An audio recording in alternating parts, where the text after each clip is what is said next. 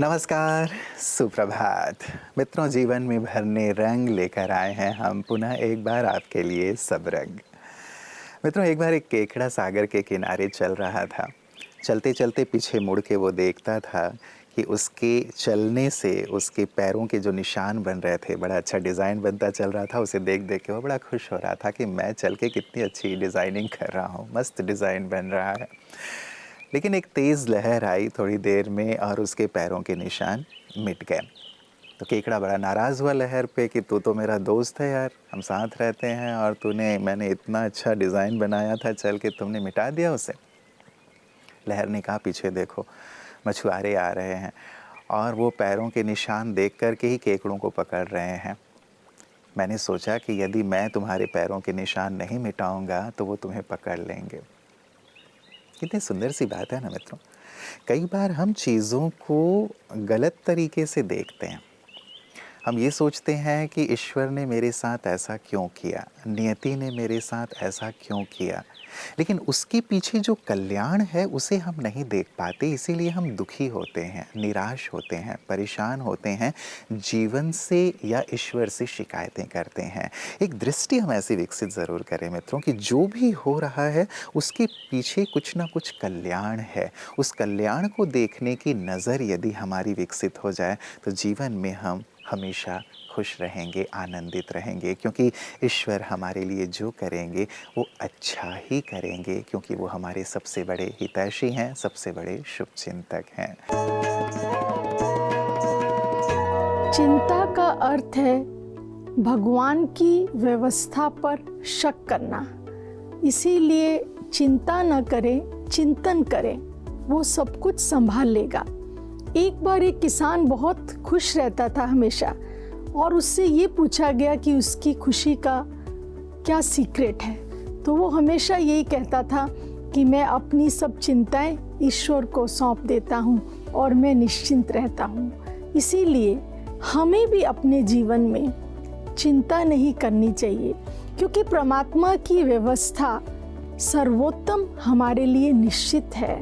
केवल मात्र उस पर हमें विश्वास करना है, और जब हम ईश्वर पर पूरा भरोसा रखते हैं, उस पर सब अपनी फिक्र और इन चिंताओं को छोड़ देते हैं, तो वो सब कुछ संभाल लेता है और हम चिंता मुक्त प्रसन्न हो जाते हैं। ओम शांति। यूं ही तो नहीं कहा गया है ना, सब्र का फल मीठा होता है।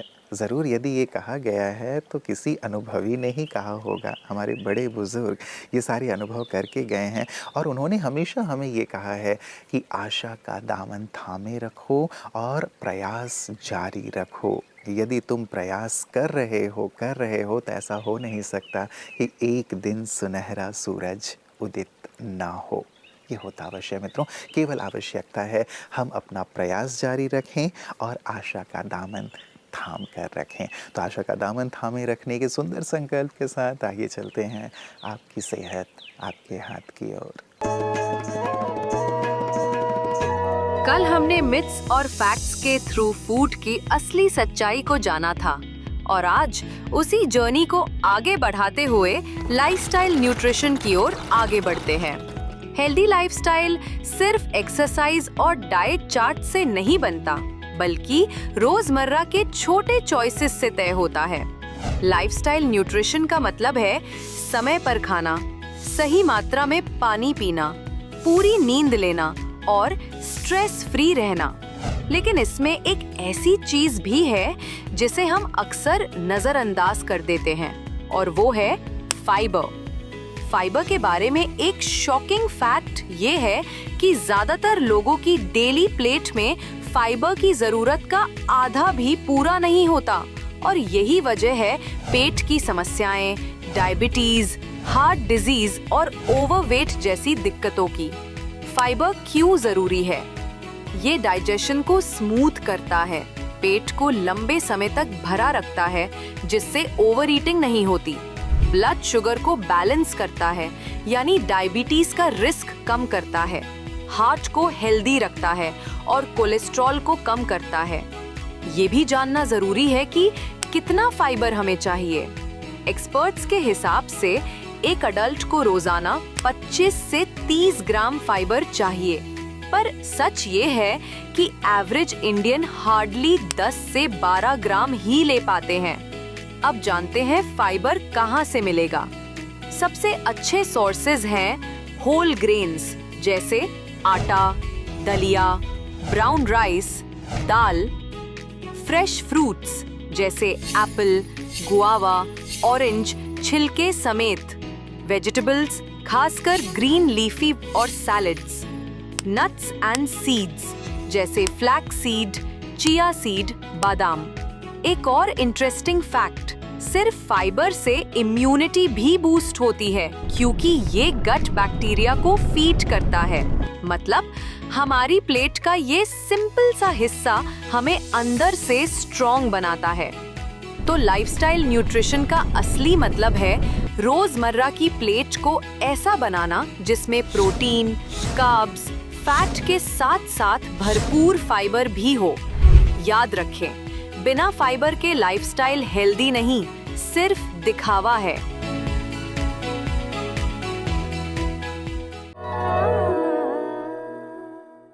प्रार्थना हमारे मन को शक्ति प्रदान करता है, हमारे मन को विश्वास से भर देता है कि ईश्वर हमेशा मेरे साथ हैं और यदि मैं सत्य पथ पर हूँ, अच्छे कर्म कर रहा हूँ, निरंतर मेरे प्रयास में कहीं कोई कमी नहीं है, तो मुझे सफलता अवश्य प्राप्त होगी। तो मित्रों, प्रार्थना और विश्वास दोनों को अपने जीवन का आभूषण बना लें। ये आपको कभी निराश नहीं होने देगा और आपके हर नामुमकिन लगने वाले कार्य को भी मुमकिन कर देगा।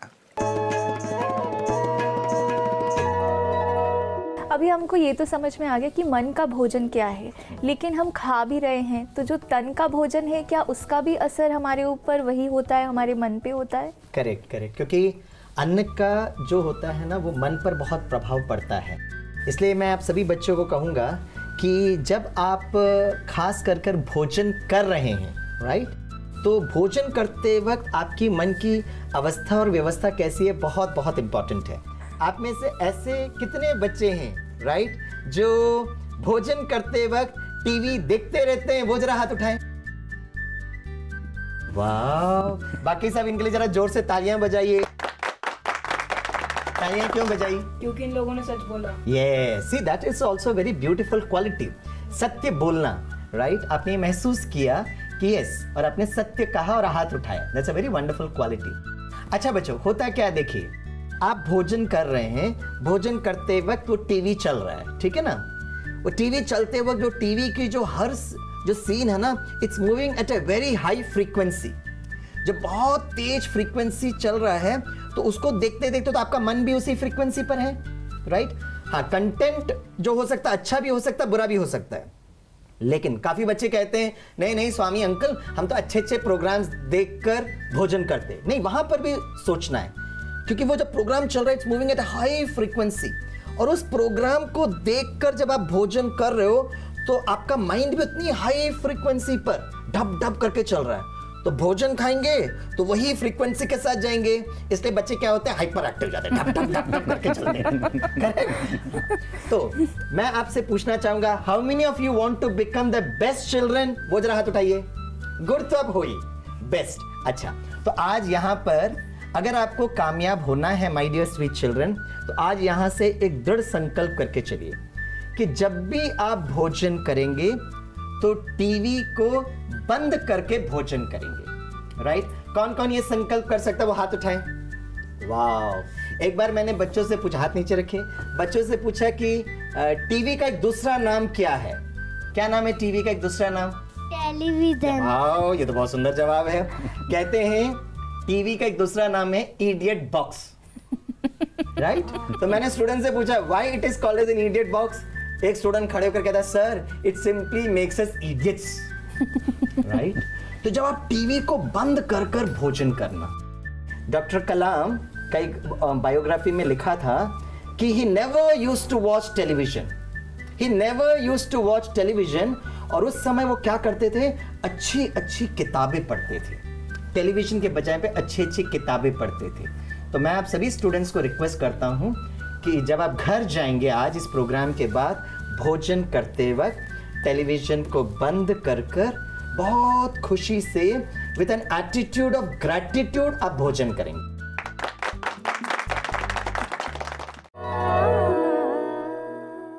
मित्रों, अधिकांशतः ये देखा गया है कि मनुष्य अपने जीवन के दुखों को ज़्यादा याद करता है, सुख के पलों को याद नहीं करता। इस कारण वो निराश होता रहता है।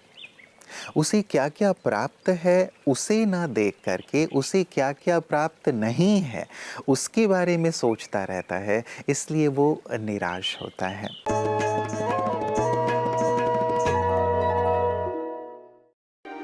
सह यज्ञा प्रजा सृष्ट्वा पुरोवाचः प्रजापतिः। ऐसा एक भगवानुवाच बहुत सुंदर और भावयुक्त अर्थ प्रदान करने वाला है। इसमें परमात्मा मनुष्यात्मा को ये बताते हैं, जब ये सृष्टि रची जाती है, रची गई है, तो परमात्मा ब्रह्मा के द्वारा ये पूरा एक दुनिया को एक यज्ञ के रूप में स्थापित करते हैं। जब इस सृष्टि का पुनरुत्थान का समय है, परिवर्तन का समय है, तो इस समय परमात्मा प्रजापिता के द्वारा, ब्रह्मा के द्वारा एक यज्ञ रचते हैं। वो है कर्म यज्ञ। कर्म करते हुए हम अपने कमजोरियों को उसमें स्वाहा करें, अपने अवगुणों का दान करें, गुण ग्रहण करें। जैसे कोई स्थूल यज्ञ करते समय कुछ आहुति डालते हैं, कुछ प्राप्तियां मिलती है। ये यज्ञ एक लेन देन की प्रक्रिया है। तो परमात्मा ने इस सृष्टि को परिवर्तन करते समय अभी एक बहुत अच्छा यज्ञ रचा है, जिसको ज्ञान यज्ञ कहा जाता है। परमात्मा से जब ज्ञान की प्राप्ति होती है, तो जब हम ज्ञान प्राप्त कर लेते हैं तो ऑटोमेटिकली हम अपनी ओर से कुछ स्वाहा भी कर लेते हैं। करना भी चाहिए। जो हम परमात्मा के इस महायज्ञ में स्वाहा कर देते हैं, वो परिवर्तन हो जाता है। इसलिए हम सब परमात्मा के रचे हुए इस अविनाशी ज्ञान यज्ञ के एक भाग हैं, और हम अपना जीवन श्रेष्ठ सुखमय बनाने के लिए इस यज्ञ में कर्म के द्वारा आहुति डालें। मित्रों, चलते चलते एक अंतिम सुंदर सी बात आपको दिए जा रहा हूँ, जो मुझे बहुत प्यारी लगी। कहीं मैंने पढ़ा था कि खुद को इतना काबिल बनाओ, खुद को इतना योग्य बनाओ कि उंगली उठाने वाले तालियां बजाने पर मजबूर हो जाएं। बहुत प्रेरक सी बात है ना मित्रों। लोग उंगलियां उठाने से बाज नहीं आते, और हम लोगों की उंगलियां नीचे भी नहीं कर सकते, लेकिन हम खुद पे इतना ज़्यादा ध्यान दें, इतना ज़्यादा अपने आप को परिपक्व बनाएं, इतना ज़्यादा काबिल बना लें कि जो उंगलियां उठ रही हैं वो तालियां बजाने लगें। तो मित्रों, इस पर भी गहराई से विचार कीजिएगा। हमें नकारात्मक चीज़ों पर ध्यान नहीं देना है कि ये लोग ऐसा क्यों कहते हैं, ये उंगली क्यों उठा रहे हैं, इन्हें ऐसा नहीं कहना चाहिए, मैं इन्हें सबक सिखा दूंगा। उसमें अपनी ऊर्जा को नष्ट करने की बजाय क्यों ना अपनी ऊर्जा को सकारात्मक दिशा प्रदान कर दिया जाए, अपने लक्ष्य में इतना रम जाएं कि बस हम उस बुलंदी पर पहुंच जाएं कि सारा संसार तालियां बजाने लगे। तो आप ऐसी ही बुलंदियों को हासिल करें। इन्हीं मंगल कामनाओं, शुभकामनाओं के साथ नमस्कार। ओम शांति। जीवन के सब